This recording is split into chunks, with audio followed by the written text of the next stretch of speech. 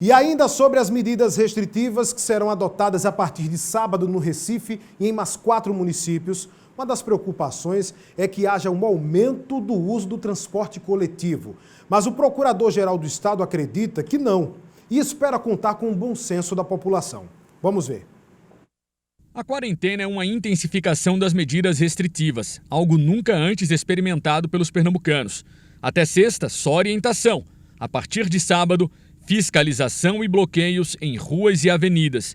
Os pontos e roteiros são sigilosos. A partir de sábado haverá pontos de bloqueio. A quantidade e a localidade e horário não será divulgado, porque isso, numa operação de fiscalização, não é recomendado, vamos dizer assim. E eles não vão ter locais fixos.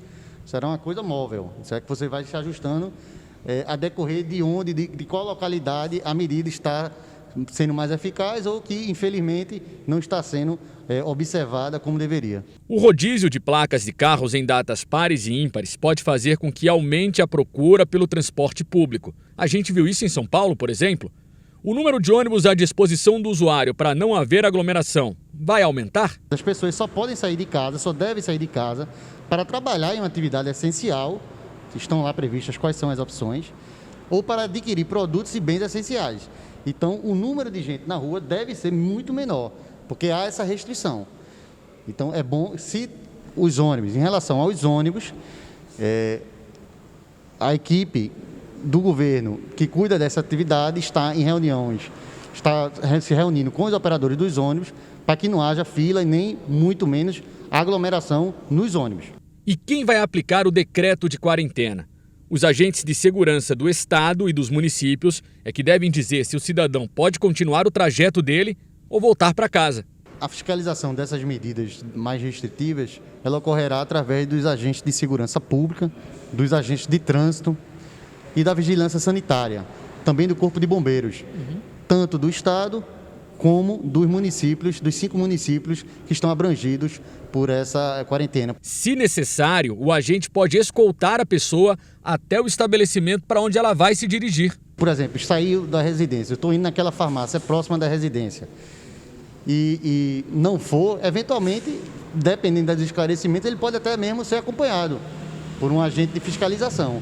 Se ele se sentir que ele não está, na verdade, ele está mentindo, certo? Ele está faltando com a verdade, ele vai ser orientado a retornar para a sua residência. Aqui em Pernambuco, com as medidas mais leves, já houve desobediência. Por isso foi definido um protocolo caso durante a quarentena a pessoa desobedeça a ordem de retorno ou de proibição de circulação. Há um protocolo da atuação da atividade policial, obviamente sendo monitorado e executado pelo secretário de Defesa Social, mas o que eu posso já garantir, nos casos extremos, nos casos de claro desacato à autoridade, é que será adotada a medida mais coercitiva, mais de atividade policial mesmo. Em relação à circulação de pessoas e transporte público, em primeiro lugar tem que prevalecer o bom senso da população, o dever de cumprir as medidas restritivas, para que não haja o aumento ainda mais desse coronavírus. Por outro lado, o Grande Recife também precisa fazer um esforço de um recálculo até da quantidade de pessoas que precisam estar nas ruas e a circulação de ônibus. A frota de ônibus que está disponível também à população. O intervalo de ônibus, saída dos terminais, circulação nos bairros, que tem gente reclamando ainda.